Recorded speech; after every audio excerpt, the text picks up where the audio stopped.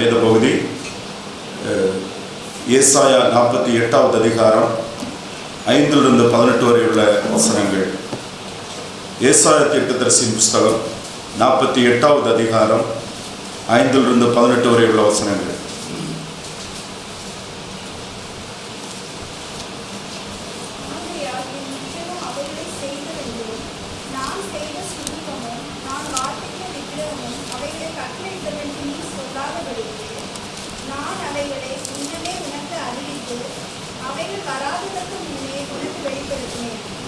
அவைகளை கேள்விப்பட்டாயே, அவைகளை எல்லாம் வா, இப்பொழுது நீங்களும் அவைகளை அறிவிக்கலாம் அல்லவோ? இது முதல் இவைகளானவைகளையும் நீ அறியாத மறைபொருள் ஆனவைகளையும் உனக்கு தெரிவிக்கிறேன். அவைகள் ஆதி முதற்கொண்டு அல்ல, இப்பொழுதே உண்டாக்கப்பட்டன.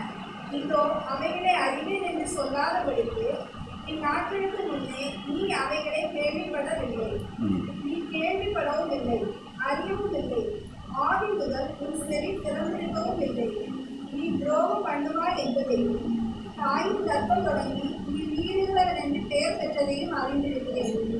என் நாமத்தின் நிமித்தம் என் கோபத்தை நிறுத்தி வைத்தேன்.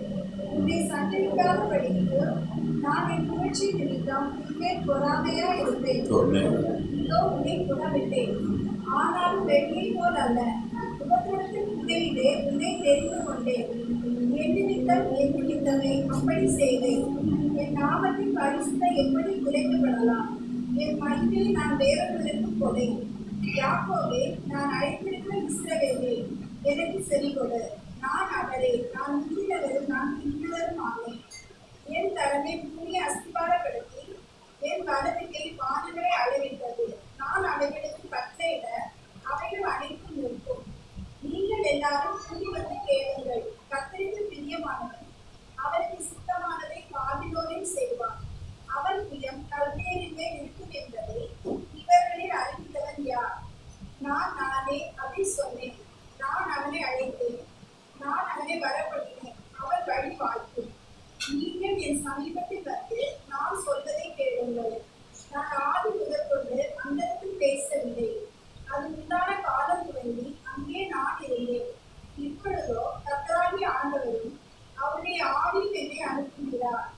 இஸ்ரவேலின் பரிசுத்தராய் இருக்கிற உன் மீட்பரான கர்த்தர் சொல்லுகிறதாவது, யோசனமாய் இருக்கிறதை உனக்கு போதித்து நீ நடக்க வேண்டிய வழியிலே உன்னை நடத்துகிற உன் தேவனாகிய கர்த்தர் நானே. என் கர்த்தரைக்கு கவனித்திருந்தாயானால் நலமாய் இருக்கும். அப்பொழுது உன் சமாதானம் நதியை போலும், உன் நீதி சமுத்திரத்தின் அலைகளை போலும் இருக்கும். நன்றி. இதுவரை கண்களை மூடி கர்த்தருடைய வசனத்தில் ஜெபிப்போம். எங்கள் அன்பின் ஆண்டவரே, கர்த்தர் தந்த உடைய ஜீவ வார்த்தைகளுக்காக ஸ்தோத்திரம். நாங்கள் சிந்திக்கிற இந்த வசனங்கள் இங்கு கேட்கிற ஒவ்வொருவருக்கும் தனிப்பட்ட வாழ்க்கையை ஆராய்ந்தறிந்து தங்களுடைய வாழ்க்கையை சரி செய்து இந்த உலகத்தில் கர்த்தர் விரும்புகிற கிறிஸ்துவனுடைய சாயலுக்கு நேராக மாற தேவனுக்கு மகிமைக்கென்று வாழ உடைய வசனம் ஒவ்வொருவருக்கும் ஆசீர்வாதமாக அமைச்சிருக்கிறோம். இயேசு மூலம் நாங்கள் ஜெபிக்கிறோம். பிதாவே, ஏசாயா தீர்க்கதரிசி இந்த பகுதியில் ஏசாயா தீர்க்கதரிசியின் மூலமாக கர்த்தர் இஸ்ரவேல் ஜனங்களை எச்சரிப்பதும் இஸ்ரவேல் ஜனங்களுக்கு மேல் உள்ள அவருடைய அன்பையும் அவர்களுக்காக எதை செய்திருக்கிறார், அவருடைய திட்டங்கள், அவருடைய விருப்பங்கள் என்பதை குறித்து அங்கே சொல்கிறத நம்ம பார்க்க முடியும். இந்த பகுதியில் நம்ம சிந்திக்கிற பகுதி, கர்த்தர் தம்முடைய ஜனமாகிய இஸ்ரவேலை மனம் திரும்புதலுக்கு நேராக, பரிசுத்தத்துக்கு நேராக அவர்கள் தங்களுடைய பாவ வழிகளை விட்டு, தேவனை விட்டு, தேவனுடைய வார்த்தை விட்டு மிக தூரம் போயிட்டார்கள். அதை விட்டு திரும்பி கர்த்தரிடத்தில் வந்து பாவத்து நிமித்தம், மீறுதல் நிமித்தம் அவர்கள் அனுபவிக்கிற பாடுகளிலிருந்து அவர்கள் விடுதலையாக வேண்டும், அவர்கள் திரும்பி இன்னும் கர்த்தருக்கு சாட்சியாக வர வேண்டும் என்று விருப்பத்தோடு தீர்க்கதரிசியின் மூலமாக அவர்களை அழைக்கிறத நம்ம பார்க்க முடியும். முதலாவது நம்ம பார்க்கும்போது இஸ்ரவேல் ஜனங்களுடைய கண்டிஷன், நிலைமை எப்படின்னா, அவங்க கர்த்தருடைய வசனத்தை விட்டு கொஞ்சம் கொஞ்சமாக விலகி போய் இஸ்ரவேல் ஜனங்கள் என்னுடைய ஜனம், நான் தெரிந்திருக்கப்பட்டவர்கள் என்று சொன்ன பரிசுத்த ஜாதி என்ற இந்த உலகத்தில் நீங்க வேறு பிரிக்கப்பட்ட ஜனம் என்று மாம்ச ரீதியாக எல்லா விதத்திலும் காட்டின அந்த ஜனங்கள் கர்த்தரை மறந்து விக்கிரகங்களை, மற்ற புறஜாதிகளைப் போல விக்கிரகங்களை உண்டு பண்ணி அவைகளை தொழுது கர்த்தருக்கு பலி செலுத்தி, இன்னும் ஹியூமன் சாக்ரிஃபைஸ், மிக மோசமான காரியங்களை கர்த்தருடைய ஜனம் கர்த்தருக்கு விரோதமாக செய்தது. ஆனபடினால கர்த்தருடைய கோபம் அவர்கள் மீது மூண்டபடினால அவர்களை அடிமைத்தனத்திற்கு, பாபிலோனிய அடிமைத்தனத்துக்கு ஒப்பு கொடுத்து இஸ்ரவேல் ஜனங்கள் அவர்களுடைய பாவத்து நிமித்தம் மிகுந்த சோதனைகளையும் மிகுந்த வேதனைகளையும் மிகுந்த கஷ்டங்களை அனுபவித்துக் கொண்டிருந்த இருக்கிறதான அந்த காலகட்டம். அப்பதான் ஆண்டவர் அவர்களை சுத்தி பரிசுத்தத்துக்கு நேராக, மனம் திரும்புதலுக்கு நேராக அழைக்கிறதான காரியத்தை நம்ம பார்க்கிறோம். 5-6 வசனங்களை ஒரு வாசிப்போம்.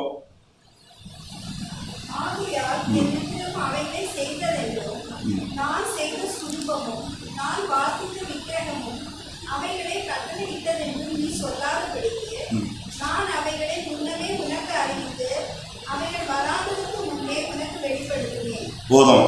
அதாவது இஸ்ரவேல் ஜனங்கள், ஆபிரகாமுடைய சந்ததி ஒரு காலகட்டத்தில் விக்கிரகங்களை வச்சு வழிபட்டுட்டு, இவன் தான் பாகால் தான் எனக்கு செய்தான், இவன் தான் அஸ்தரோத்து தான் எனக்கு செய்தான் அப்படின்னு சொல்லிட்டு இந்த உலகத்தில் இருக்கிற புறஜாதிகளை விட மோசமாக பிசாசுக்கு இடம் கொடுத்து ஆண்டோரையும் ஆண்டோடைய வசனங்களை வாக்குத்தத்தங்களை மறந்து இவன் தான் செய்தான் அப்படின்னு சொல்லிட்டு அவ்வளவு மோசமா போன பிறகும் நம்ம பார்த்தோம், இந்த ஆராதனையில சிந்தித்த நம்முடைய தேவன் எப்படிப்பட்டவர், இவ்வளவு பெரியவர், அவ்வளவு மகத்துவம் உள்ள தேவன். அவருடைய அன்பும் அவருடைய உண்மைகளும் அவருடைய உடன்படிக்கைகளும் மாறாதது இருக்கிறபடினால அந்த துன்மார்க்கமான ஜனங்களை, அந்த விக்கிரகாரதனையில போன ஜனங்களை பார்த்து அந்த கர்த்தர் பேசுகிறார், என் விக்கிரகம் அவைகளை செய்ததென்றும் நான் செய்த சொரூபம், நான் வார்ப்பித்த விக்கிரகம் அவைகளை கட்டளையிட்டதென்றும் நீ சொல்லாதபடிக்கு. ஆண்டவருடைய அன்பை பாருங்க. ஆண்டவர் எவ்வளவு இரக்கமும் அவருடைய வார்த்தையில உண்மையும் மாறாத நிலைப்பாடு உடையவர் என்பதை நீங்க பாருங்க. நம்ம மனுஷர்கள் கூட நிறைய வேளையில சிலர் ஒரு 1-2 காரியம் சொல்றது கேட்காம அவங்க வழியிலே போனா அவன் அப்படி நம்ம வெறுத்துருவோம், விட்டுருவோம். உருப்படாது, தேராது, திருந்தாது அப்படின்னு சொல்லி விட்டுருவோம். மனுஷன் நம்மவே எவ்வளவோ மோசமானவங்க. நம்ம எப்படி செய்யும் போது தேவனுடைய அன்பு, அவருடைய உண்மைத்தன்மை, ஃபெய்த்ஃபுல்னஸ், அவர் ஆபிரகாம் ஈசாக்கு யாக்கோபுடைய பண்ண உடன்படிக்கை நிமித்தமும், அவர் அனாதியில் அவருடைய தெரிந்தெடுப்பின் நிமித்தமும், அவருடைய திட்டங்கள், தேவன் இன்றைக்கும் தேவனாகவே. அதான் பூமி நிலைமாறினாலும், மனுஷ வாழ்க்கையில் எவ்வளவு மாற்றங்கள் வந்தாலும், சமுத்திரங்கள் அழிந்து போனாலும் கர்த்தர் மாறாதவராக நிலைத்திருக்கிற தேவன், அவருடைய வார்த்தையில் உண்மை உள்ள தேவன். அவர் எப்படி இரக்கமுள்ளவர் என்பதை நம்ம பார்க்கும்போது அவங்கள அந்த ஜனங்களை போய் அந்த ஜனங்களிடத்தில் நீ இப்படி சொல்லாதப்பா, நீங்க எப்படி சொல்லலாம், நீங்கள் இஸ்ரவேல் ஜனம் என்பது என்னுடைய ஜனம் அல்லவா, நான் அல்லவா என்னுடைய உடன்படிக்கையின்படி இவைகளை செய்கிறேன், இந்த விக்கிரகங்கள் நீங்கள் கையினால் செய்யப்பட்டவைகளை செய்ததென்று நீ சொல்லாதபடிக்கு நான் அவைகளை முன்னமே உனக்கு அறிவித்து அவைகள் வருவதற்கு முன்னே உனக்கு வெளிப்படுத்தினேன். நீ யார், உன்னை யார் நடத்துகிறது, உன்னுடைய வாழ்க்கையில் எவைகள் செய்கிறது என்பதை எல்லாம் நான் உனக்கு சொல்லியிருந்தேன் இல்லையா? மோசை மூலமாகவும் யோசுவாவின் மூலமாகவும் தீர்க்கதரிசியின் மூலமாகவும் நீ யாரு, எதற்காக தெரிந்தெடுக்கப்பட்ட, உன்னை குறித்து என்னுடைய நோக்கம் என்ன, இவைகளை நான் உனக்கு சொல்லியிருந்தேன் இல்லையா அப்படின்னு சொல்லிட்டு கர்த்தர் இஸ்ரவேல் ஜனங்களை பார்த்து ஆண்டவர் பேசுகிறார் அவங்களோட தீர்க்கதரிசியின் மூலமாக. அந்த நாட்கள்ல அவங்க ரொம்ப பாடுகள்ல இருக்கிறாங்க, அவங்க தண்டிக்கப்பட்டவங்களா இருக்கிறாங்க அவங்களுடைய விக்கிரகங்கள் நிமித்தம். ஆனாலும் தேவன் கைவிடாதவராக, இரக்கமுள்ளவராக அவர்களோடு பேசுகிற தேவனாக இருக்கிறார். நாம் இயேசு கிறிஸ்துவிலே விசுவாசமாக இருக்கிற நாம், சுவிசேஷம் என்பது கிறிஸ்துவனுடைய சிலுவை மரணம் என்பது, அதனுடைய பலன் என்பது என்னைக்குமே எளிதாக எடுத்துக்கொள்கிற விஷயம் அல்ல. அது ஒரு சாதாரண காரியம் அல்ல. அதான் பவுல் சொல்லும்போது, தன்னுடைய குமாரன் என்றும் பாராமல் அவரையே நமக்காக ஒப்பு கொடுத்தவர். தம்முடைய குமாரன் என்று பாராமல், he gave his only begotten son to die on behalf of us. நாம் மரிக்க வேண்டிய இடத்துல, நாம் மரிக்கும் இடத்துல ஒப்பு கொடுத்த அந்த தேவனை, அந்த கிறிஸ்துவில் இருக்கிற உண்மைகளை நாம் விட்டு, நாம் உலகமும் மாம்சமும் நம்முடைய உலக பிரகாரமான பல காரியங்களினால நம்ம விலகுகிறவர்களாக இருக்கிறோமே. ஆனால் அந்த தேவன் அன்றைக்கு இஸ்ரவேலை பார்த்தது போலதான் இன்றைக்கு நம்ம பார்க்கிறாரு. அன்றைக்கு அவர்கள் தெரிந்தெடுக்கப்பட்டவர்களாக இருக்கிறது போல நாமும் இருக்கிறோம் அவருடைய பிள்ளைகளாக. நம்முடைய வாழ்க்கையில ஒவ்வொரு காரியங்களையும் ஆண்டவர் பார்க்கிறாரு, ஒவ்வொரு நிமிஷத்தையும் பார்க்கிறாரு, ஒவ்வொரு நாட்களையும் பார்க்கிறாரு. அந்த நாட்களில் எப்படி கர்த்தருக்காக நம்ம வாழுகிறோம், கர்த்தரை மகிமைப்படுத்துகிறோம், எப்படிப்பட்ட எண்ணங்கள், சிந்தனைகள், செயல்கள் நம்முடைய வாழ்க்கையில போய் கொண்டிருக்கிறது. அதுல தேவனுடைய சித்தமும், தேவனை நினைக்கிறதும், தேவனுடைய பரிசுத்தமும், அவருடைய குணாதிசயங்களை நாம் நம்முடைய வாழ்க்கையில கொண்டு வர சிந்திக்கிற காரியங்கள் எப்படிப்பட்டதாக இருக்கிறது என்பதை நம்மை பார்த்து கரிசனையோடு கண்ணோக்குகிற தேவனாக இருக்கிறார். பேதுரு சொல்லும்போது, நீதிமான்கள் மேல் அவருடைய கண்கள் நோக்கமாய் இருக்கிறது. நீதிமான்கள் சொன்னா யாரு? கிறிஸ்து இயேசுடைய நீதியுடைய, கிறிஸ்து இயேசுடைய விசுவாசமாக இருக்கிற நம் மீது அவருடைய கண்கள் நோக்கமாய் இருக்கிறது. இஸ்ரவேலை பார்த்த ஆண்டவர் கேட்கிறாரு, அந்த நிலைமையில நீ இப்படி சொல்லலாமா? நான் அல்லவா, நீ எப்படி ஆபிரகாம், ஈசாக், யாக்கோபோடு பண்ண என்னுடைய ஜனம், தெரிந்தெடுக்கப்பட்ட ஜனம் எப்படி இருக்க வேண்டும் என்பதை நான் சொன்னபடி, என்னுடைய வார்த்தையின்படி அல்லவா நான் இதை செய்கிறேன் என்று கர்த்தர் அவரிடத்துல கேட்கிறதான காரியத்தை நம்ம பார்க்கிறோம். நாம் கர்த்தருக்கு செவி கொடுக்க வேண்டும், கர்த்தருடைய வழிகளே நடக்க வேண்டும், அவரை மகிமைப்படுத்த வேண்டும் என்பது எல்லா காரியங்களும் ஆண்டவர் நம்மிடத்தில் எதிர்பார்க்கிறார். தான் ஒரு பெரிய காரியமாக இருக்கிறத நம்ம பார்க்க முடியும். 7-8 வசனங்கள் ஒருவர் வாசிப்போம்.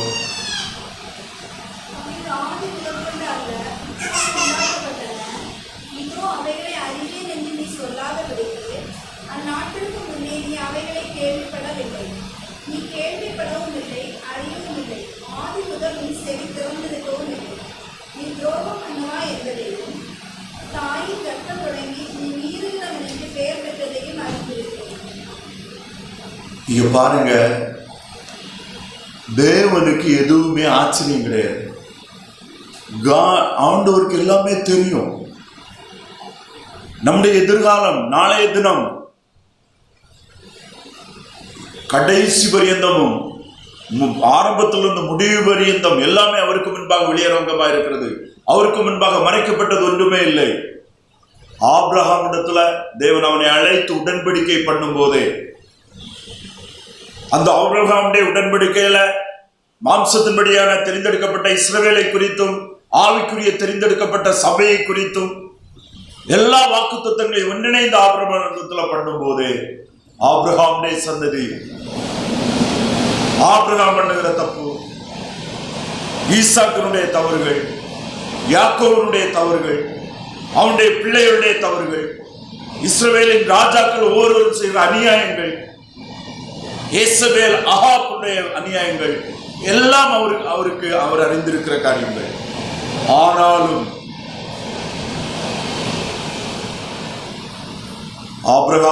ஆபிரகாமுடைய சந்ததியோ கர்த்தருக்கு முழுவதுமாக உண்மையுள்ளவராக இருப்பார்கள் என்கிற அடிப்படையில் கர்த்தர் உடன்படிக்கை பண்ணினார். நிச்சயமாக அந்த உடன்படிக்கை தோல்வியடையும். கர்த்தர் ஆபிரகாமோடு உடன்படிக்கை பண்ணும் போதும் அந்த உடன்படிக்கை முழுவதும் கிருபையினால், அந்த உடன்படிக்கை முழுவதும் 100% what God is going to do without any part from man.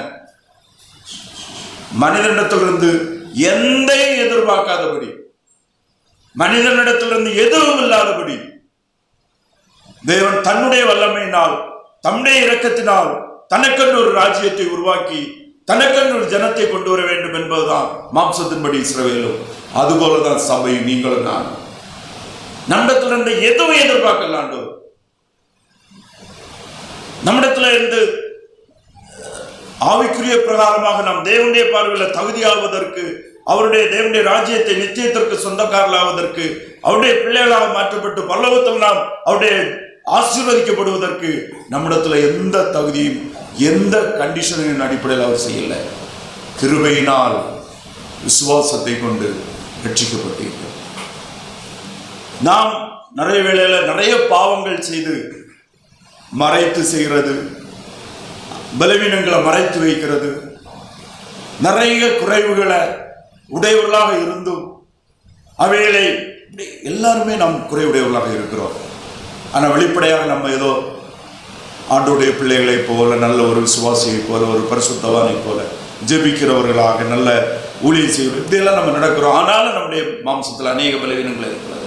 ஆனால் தேவன் எல்லாவற்றையும் அறிந்துதான், தேவனுக்கு எல்லாமே தெரியும், எல்லாவற்றையும் பார்க்கிறவர் தான் நம்மை கிறிஸ்து இயேசுவிலே அவருக்கென்று சொந்த ஜனமாக, சுதந்திரர்களாக, நித்தியத்திற்கு சொந்தக்காரர்களாக, அவரோடு கூட நித்திய காலமாக வாழும்படியாக தெரிந்து கொண்டார். அதான் பவுல் சொல்லும்போது, நாம் பாவிகளாக இருக்கும் போது கிறிஸ்து நமக்காக மரித்ததினாலே தேவன் நம் மீது வைத்த தம்முடைய அன்பை விளங்க பண்ணினார். அதில் ஆங்கிலத்தில் ஒரு வார்த்தை பயன்படுத்தப்பட்டிருக்கிறோம், we were yet sinners. We are yet sinners, but God. கிருபை, அவருடைய ஆச்சரியமான அன்பு, அவருடைய அதிசயமான செயல், இயேசு கிறிஸ்துவிலே தேவன் நமக்கு தந்திருக்கிற தெரிந்தெடுத்தல். இஸ்ரவேல் ஜனங்களை தேவன் அவருடைய எந்த தகுதியும் பாராதபடி அவர் சொல்லுகிறாரு, எல்லாம் எனக்கு தெரியும், உன்னுடைய மீறுதல் எல்லாம் நான் அறிந்திருக்கிறேன், எதுவுமே எனக்கு மறைவானது ஒன்றுமில்லை, நான் சிருஷ்டிகர்த்தன், நான் உன்னை அழைத்தவர் என்று அவருக்கு சொல்லுகிறதான காரியத்தை நம்ம பார்க்கிறோம். 9வது வசனத்தையும் 10வது வசனத்தையும் ஒரு வாசிப்போம்.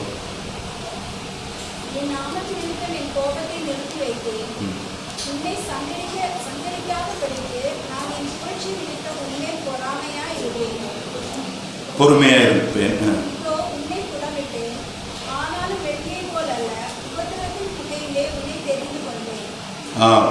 ஆண்டவர் சொல்றாரு, நீ இதெல்லாம் செய்த, எனக்கு எல்லாம் தெரியும், அதனால நான் உன்னை புடமிட்டேன்.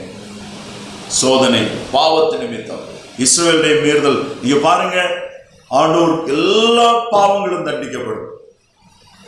கிருபை பாவம் செய்வதற்கு அனுமதி அல்ல. தேவன் எல்லாவற்றையும் அறிந்திருந்து நம்மை நேசிக்கிறார் என்றால் நம்முடைய இயலாமை, நம்மால முடியாது, பட் ஆனா பாவம் தண்டிக்கப்படும். இஸ்ரவேல் ஜனங்களை பார்த்து சொன்னாரு, என் கண்மணியை போல நான் உங்களை பாதுகாப்பேன் என்று. ஆனா அவங்க பாவத்து நிமித்தம் தண்டிக்கப்பட்ட இஸ்ரவேல் ஜனங்களை போல இந்த உலகத்துல கஷ்டப்பட்டு வேதனைகளை அனுபவித்த ஜாதி ஒரு இனம் ஒன்றும் இல்லை. என்னென்னால் அவர்களுடைய பாவம். எந்த அளவு அவங்க பாகாலை விக்கிரகங்களையும் விபச்சாரங்களுக்கும் இடம் கொடுத்தார்களோ அந்த அளவு சஃபர் பண்ணாங்க அந்த ஜனம். ஆனா ஆண்டவர் அவைகள் மத்தியிலும் அவர்களை கைவிடாதபடி, அவர்களை சேர்த்து கொள்ள, அவர்களை தம்முடைய நோக்கங்களை நிறைவேற்ற தேவன் அறிந்திருக்கிறார்.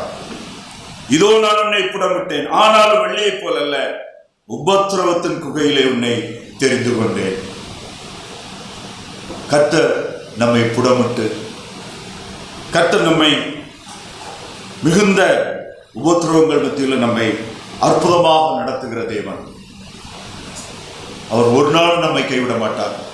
மனம் திரும்பி கிறிஸ்து இயேசுவிலே விசுவாசமாக இருக்கிற நாம் ஒவ்வொருவர் மேலும் அவருடைய கண்களும், அவருடைய பார்வையும், அவருடைய நடத்துதல்களும் எல்லாம் அவருக்கு முன்பாக வெளியரங்கமாக இருக்கிறது என்பதை நாம் புரிந்து கொள்ள வேண்டும். சங்கீதம் 12வது அதிகாரம் 6வது வசனத்தை ஒரு வாசிப்போம்.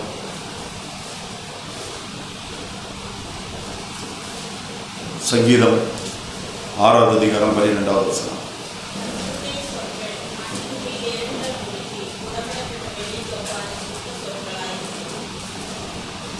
கர்த்தருடைய சொற்கள் மண் குகையிலே 7 தரம் புடமிடப்பட்ட சுத்த வெள்ளிக்கு ஒப்பாயிருக்கிறது. அதுல கர்த்தருடைய வார்த்தையில எந்த விதமான ஒரு குறைவும் இல்லை, எந்த விதமான அற்பழுக்கற்றது. அவருடைய வார்த்தையின்படி எல்லாவற்றையும் நிறைவேற்றக்கூடிய ஞானமும் வல்லமையும் மகத்துவம் உடைய தேவன் நம்முடைய வாழ்க்கையில. ஆண்டுடைய வார்த்தையின் மேல விசுவாசம் வைக்கிறவர்கள், ஆண்டுடைய வார்த்தையின்படி பரிசுத்தப்படுத்துகிறவர்கள், தங்களை ஆண்டுடைய வார்த்தையின்படி தங்களை வாழுகிறவர்கள், அந்த வார்த்தையினால் ஆசீர்வாதங்களையும் அந்த வார்த்தையினால் மிக மிக மேன்மையான காரியங்களையும் தங்களுடைய வாழ்க்கையில அனுபவிப்பார்கள் என்பதுல எந்த விதமான சந்தேகம் இல்லை. வசனமே பரிசுத்தப்படுத்தும். உன்னை புடமிட்டேன், ஆகிலும் வெள்ளியை போலல்ல, உபத்திரவத்தின் குகையிலே உன்னை தெரிந்து கொண்டேன். உன்னுடைய பாவத்து நிமித்தம் நீ குகையிலே உபத்திரவத்திலே அனுமதிக்கப்பட்டாய், ஆனாலும் நான் உன்னை தெரிந்து கொண்டேன். அவையிலிருந்து நான் மீட்டுக் கொண்டேன், நான் கைவிடவில்லை அப்படின்னு சொல்றேன். விசுவாசிகளாகிய நம்முடைய வாழ்க்கையிலும் கர்த்தர் மிக அற்புதமாக, மிக அதிசயமாக, மிக நேர்த்தியாக நம்முடைய ஒவ்வொரு காரியங்களையும் கர்த்தர் அறிந்து அதன்படி ஆண்டவர் நடத்தி புடவிட்டு கொண்டு போயிட்டு இருக்கார். நம்மை நிதானித்து அறிவோம். ஆண்டவர் நம்முடைய தேவன் எவ்வளவு பெரியவர். நம்மை பரிசுத்தப்படுத்துகிறதுல ஆண்டவர் மிகவும் வைராக்கிய வாஞ்சை உடையவர். நம்மளே ஆண்டவராய் இயேசு கிறிஸ்துவுடைய சாயலை உருவாக்கி கொண்டே இருக்கிறார். விசுவாசிகளுடைய வாழ்க்கையில பரிசுத்தம் என்பது இதுதான். ஆண்டவராய் இயேசு கிறிஸ்துவுடைய சாயல் நம்மளே உருவாக்கி கொண்டிருப்பது. சாயல் என்பது குணாதிசயங்கள்.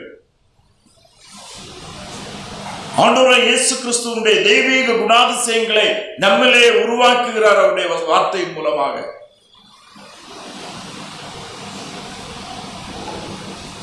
அவர் தம்முடைய வசனத்தினால் நம்மை புடமிட்டு உருக்கி சுத்த வெள்ளியாக அவர் புடமிட்டு நம்மை உருவாக்கி கொண்டே இருக்கிறார். அன்றைக்கு இஸ்ரவேல் ஜனங்களை மிக உபத்திரவத்துக்கு நேராக அனுப்பி அவர்களை புடமிட்டார்.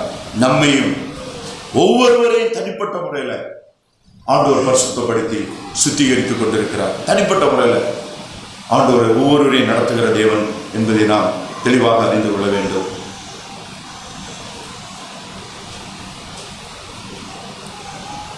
பன்னெண்டு 13 வசனங்கள் ஒருவர் வாசிப்போம்.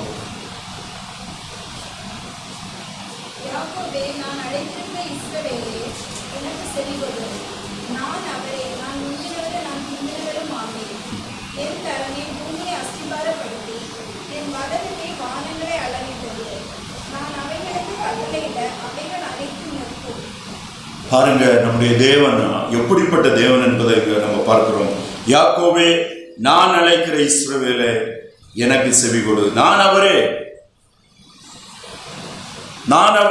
இருக்கிறவராக இருக்கிறவன் என்று மோசேக்கு சொன்ன I am that I am, ever present. நான் எப்போதும் மாறாதவராக இருக்கிற பரிசுத்த தேவன். நான் அவரே, நான் முந்தினவரும் நான் பிந்தினவருமே. என் கரமே பூமி அஸ்திபாரப்படுத்தி என் வலதுகை வானங்களை அளவிட்டது. நான் அவைகளுக்கு கட்டளையிட அவைகள் அனைத்தும் நிற்கும். என் கரமே பூமி அஸ்திபாரப்படுத்தி. அநேக வேளையில் can represent the power of God. என்னுடைய வல்லமை தேவன் தம்முடைய மகா உன்னதமான வல்லமையினால் பூமியை அஸ்திபாரப்படுத்தி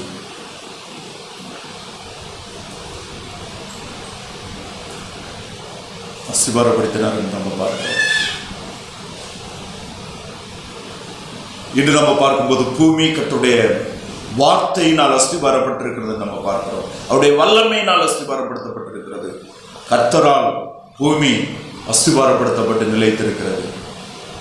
நம்முடைய ஆண்டவர் எவ்வளவு பெரிய அற்புதமான தேவன் என்பதை நம்ம பார்க்கிறோம். நான் அவைகளுக்கு கட்டளையிட அவைகள் அனைத்தும் நிற்கும். படைப்பு அனைத்தும் It will stand where he orders. ஆண்டவருடைய கட்டளைகளுக்கு அப்படியே கீழ்ப்படியும். நம்முடைய ஜெபம் என்பது நாம் யாரிடத்தில் ஜெபிக்கிறோம், அவர் எப்படிப்பட்ட குணாதிசயங்கள் உடையவர் என்பதை சார்ந்திருக்கிறது. நாம் ஜெபிக்கிற தேவன், நம் விசுவாசிக்கிற, நாம் நோக்கி பார்க்கிற தேவன் எல்லாவற்றையும் ஆளுகை செய்ய, எல்லாவற்றின் மேல் வல்லமை அதிகாரம் உடையவர். அவர் கிருபையும் இரக்கமும் அன்பும் உடையவர். அதனாலதான் நம்முடைய ஜெபமே பிரயோஜனம் உள்ளது. நம்முடைய ஜெபம், the power of God is depend upon the God whom we believe. நாம் விசுவாசிக்கிற தேவன் எப்படிப்பட்டவர் என்பதை சார்ந்துதான் நம்முடைய ஜெபத்தினுடைய வல்லமை இருக்கிறது. ஏனென்றால் அவர் நமக்கு இறங்கி பதில் தருகிற அப்படின்னா, நாம் ஜெபிக்கிற, நாம் விசுவாசிக்கிற, நம்முடைய நாம் அப்பா பிதாவை என்று கூப்பிடுகிற அந்த ஆண்டவர் எல்லாவற்றையும் அவருடைய கட்டளையின், அவருடைய கட்டுக்குள், அவருடைய கருத்துக்குள் வைத்திருக்கிறவர். அப்படினால நாம் எல்லாவற்றையும் ஆண்டவரிடத்துல விசுவாசத்தோடு தைரியத்தோடு நாம் போக முடியும். அவ்வளவு பெரிய உன்னதமான தேவனாக அவர் இருக்கிறார். மனுஷன் தன்னுடைய ஞானத்தினால, மனுஷன் அவருக்கு முன்பாக ஒரு இவ்வளவு கடுகளவு கூட நம்ம அவருக்கு முன்னால பார்க்க முடியாது. ஆனா அந்த மனுஷன் பூமி எப்படி உருவாச்சுது, எல்லாத்துக்கும் விடை காணணும்னு நினைச்சாங்க. ஒவ்வொரு காலகட்டத்தில் உலகத்தில் இருந்த அறிவாளிகள் எல்லாம் படைப்பை கண்டுபிடிக்கணும்னு ஆராய்ச்சி பண்ணி எல்லா இடத்துலையும் தோல்வியில் தான் முடித்தாங்க.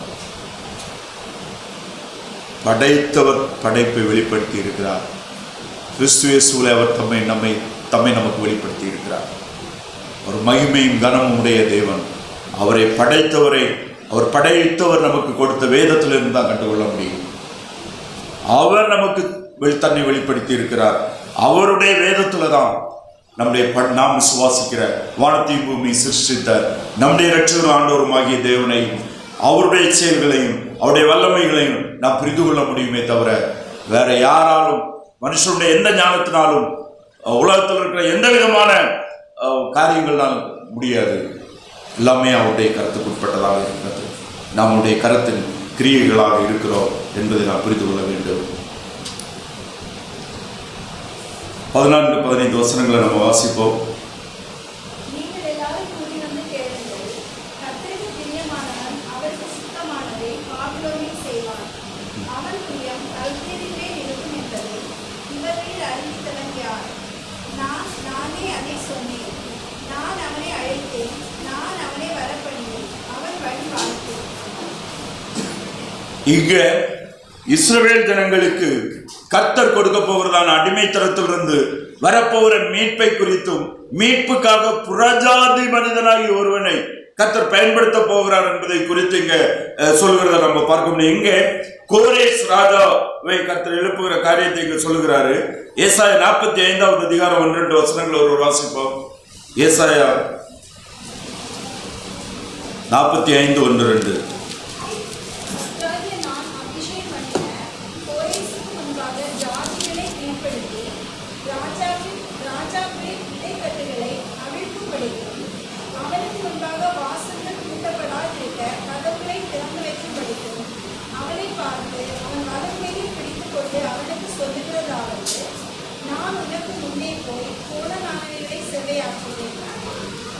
இங்கே கோரேஸ் பாபிலோனிலிருந்து புறஜாதி மக்களிடத்திலிருந்து, புறஜாதியிலிருந்து வந்த ஒரு ராஜா. ஆனா அவனை கர்த்தர் தம்முடைய ஜனங்களை மீட்பதற்காக, தம்முடைய ஜனங்களை அந்த அடிமைத்தனத்தில் கொண்டு மீட்பதற்காக அவர் பயன்படுத்த போவதை குறித்து சொல்லுகிறார். ஏசாயா தீர்க்கதரிசனம் உரைத்த ஏகதேசம் 200 ஆண்டுகளுக்கு பின்பு ராஜா வந்த அந்த கோரேசை குறித்து பேரை சொல்லி ஏசாயா தீர்க்கதரிசி மூலமாக அவனை கொண்டு கர்த்தர் பயன்படுத்துகிறதான காரியத்தை இங்க சொல்லி இருக்கிறதான காரியத்தை நாம் பார்க்க முடியும். நானே அதை சொன்னேன், நான் அவனை அழைத்தேன், நான் அவனை வரப்பண்ணினேன், அவன் வழி வாய்க்கும் என்று இந்த இடத்துல சொல்லப்பட்டிருக்கிறது. இஸ்ரவேலுக்கு அந்த நாட்களில் இருந்து மீட்பை கொடுக்கக்கூடிய, விடுதலை கொடுக்கக்கூடிய ஒருவரை தேவன் ஏற்கனவே அறிந்து நியமித்து வைத்திருக்கிற ஒரு காரியத்தை சொல்லுகிறதான காரியத்தை நம்ம பார்க்க முடியும். கர்த்தர் நமக்கு முன்பு சென்று நம்முடைய வழிகளை, கோணலானவைகளை நிறைவு செய்கிற தேவன். அநேக வேளைகளில் நம்ம மனுஷன் மிக குறைந்த அறிவுடையவர்கள். ஆளுபடினால நம்ம அநேக காரியங்களுக்கு கவலைப்படுகிறோம். ஏனென்றால் நிறைய விஷயங்கள் நமக்கு தெரியாது.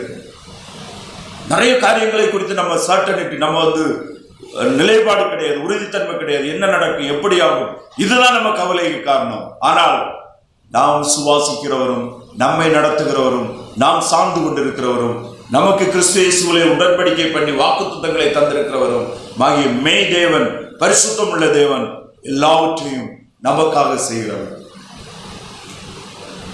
அவர் மாறாதவர், அவர் நல்லவர், அவர் உண்மை உள்ளவர். அவர் எப்படி எவ்வளவு மோசமான நிலைமையில போன இஸ்ரவேலையும் அவருடைய உண்மையின்படி கைவிடாதபடி அவர்களை காப்பாற்றினாரோ அதுபோல நம்மை காப்பாற்றுவார் என்ற விசுவாசத்தோடு நாம் இந்த உலகத்தில் ஒரு நாட்கள் இருக்குமே, ஆனால் அந்த நாட்களுக்கான காரியத்தை கர்த்தர் பார்த்துக் கொள்வார் என்ற விசுவாசத்தோடு இந்த நாளை சந்தோஷத்தோடும் சமாதானத்தோடும் கர்த்தருடைய சித்தத்தின்படியும் நாம் வாழ்வதற்காக கிறிஸ்து இயேசுவுக்குள் அழைக்கப்பட்டிருக்கிறோம். அநேகர் எதிர்கால கவலை இன்றைய நாளை அழித்து விடுகிறது. அப்படின்னா இந்த நாள் நமக்கு பிரயோஜனம் இல்லை, எதிர்கால பிரயோஜனம். நாம் நம்பிக்கையோடு தைரியத்தோடு கிறிஸ்து இயேசுவிலே தேவன் நமக்கு தந்த உண்மைகளை விசுவாசித்து தைரியமாய் ஆண்டோடைய வார்த்தையின்படி நாம் விசுவாசம் வைத்து வாழுவோம். ஆண்டவர் மாறாதவர், அவர் தாம் வாக்குத்தத்தம் பண்ணி இருக்கிறதை நிச்சயமாக செய்வார். 16 18 வரை உள்ள வசனங்களை வாசிப்போம்.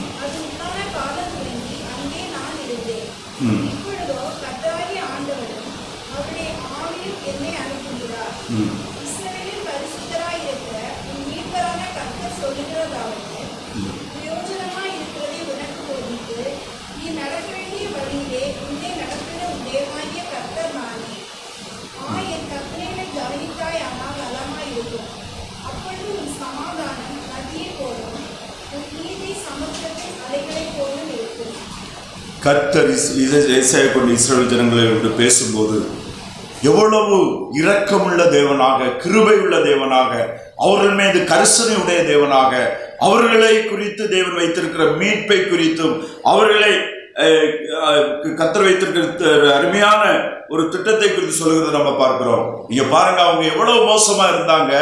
விக்கிரகங்களை உண்டு பண்ணி புறஜாதிகளை விட மோசமாக கர்த்தரை தூஷித்து நடந்த அந்த ஜனங்களை குறித்து, ஏனென்றால் அவர்கள் தேவனுடைய வாக்குத்தத்தத்துக்கு உடன்பட்டவர்களாக இருந்தபடினால அவர்களை பார்த்து சொல்லும் போது, இஸ்ரவேலின் பரிசுத்தராய் இருக்கிற உன் மீட்பரான கர்த்தர் சொல்லுகிறதாவது, இஸ்ரவேலின் பரிசுத்தராய் இருக்கிற உன் மீட்பரான கர்த்தர் சொல்லுகிறதாவது, பிரயோஜனமாய் இருக்கிறதை உனக்கு போதித்து நீ நடக்க வேண்டிய வழியிலே உன்னை நடத்துகிற உன் தேவனாகிய கர்த்தர் நானே. The God who leads you in person. தனிப்பட்ட முறையில் நாம் ஒவ்வொருவரையும் நடத்துகிற கர்த்தர் நம்மோடு கூட இருக்கிறார். அதை நம்ம சொன்னது போல ஆண்டவரால நாம் ஒவ்வொருவருக்கும் செப்பரேட் ப்ரோக்ராம். அதாவது எல்லாருமே ஜெனரலி மனித குணாதிசயங்கள் இருக்கு. ஆனால் தனிப்பட்ட முறையில் ஒவ்வொருவரும் வித்தியாசமானவர்கள். தனிப்பட்ட முறையில் ஒவ்வொருவரும் வித்தியாசமானவர்கள். ஆண்டவருடைய அற்புதமான சிருஷ்டி. நாம் ஒவ்வொருவரும் ஆண்டவரால் தனிப்பட்ட முறையில் நடத்தப்படுகிற தேவன், நடத்தப்படுகிற மனிதர்கள், விசுவாசிகள், ஆண்டவருடைய பிள்ளைகள். நம் ஒவ்வொருடைய விருப்பங்கள், தாளந்துகள், செயல்கள், ஆண்டவருடைய அழைப்பு, நம் வாழ்க்கை, ஆண்டவருக்காக வாழ்கிற எல்லாமே நிறைய விஷயங்கள் வித்தியாசமானால் கிறிஸ்துவுக்குள் அவருடைய உண்மையின்படி நாம் அநேக காரியங்களில் ஒன்றானவர்களாக இருக்கிறோம். ஒரே சரீரமாகிய சபையில் கிறிஸ்துவனுடைய சரீரத்தின் அவயவங்களாக இருக்கிறோம். உன்னை நடத்துகிற உன் தேவனாகிய கர்த்தர் நானே. பர்சனலா ஆண்டவர் அநேக வேளையில் இஸ்ரவேலோடு பேசுகிறார், நம்மோடு பேசுகிறார்.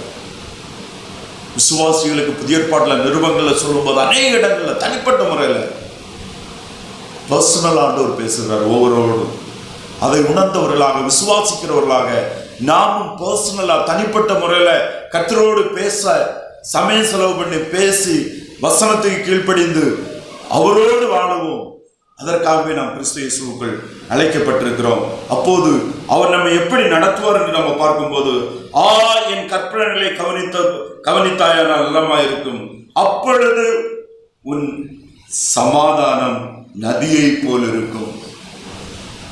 கர்த்தருடைய வார்த்தையை கேட்டு கீழ்ப்படிந்து நடக்கிறவருடைய சமாதானம் நதியை போல் இருக்கும்.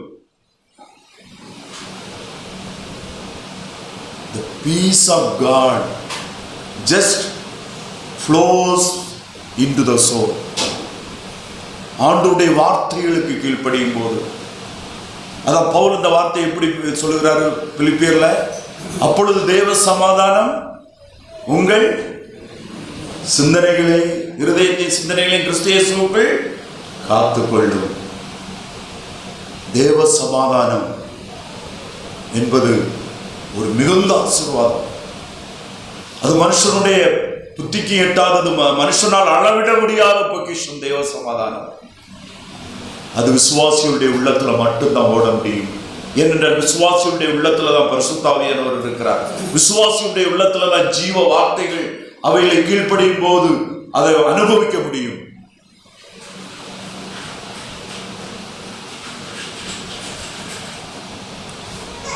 அப்பொழுது உன் சமாதானம் நதியை போலும் உன் நீதி சமுத்திரத்தின் அலைகளை போலும் இருக்கும்.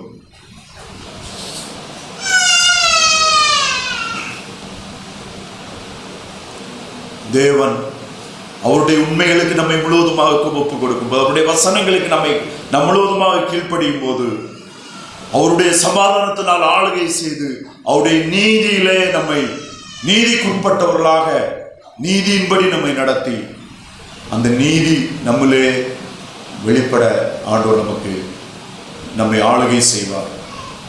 நாம் கிறிஸ்து இயேசுவுக்குள் தேவ நீதியாக இருக்கிறோம். We are the righteousness of God in Him. நாம் அவருக்குள் தேவனுடைய நீதியாகும்படி பாவம் அறியாதவரை நமக்காக பாவமாக்கினார். நம்முடைய பாவங்கள் கிறிஸ்துவிலே கொடுக்கப்பட்டாயிற்று. அவருடைய நீதி நமக்குள் வைக்கப்பட்டிருக்கிறது, நம்மில் இருக்கிறது. அந்த நீதி நம்மளே வெளிப்படும்படியாக அந்த தேவ சமாதானம்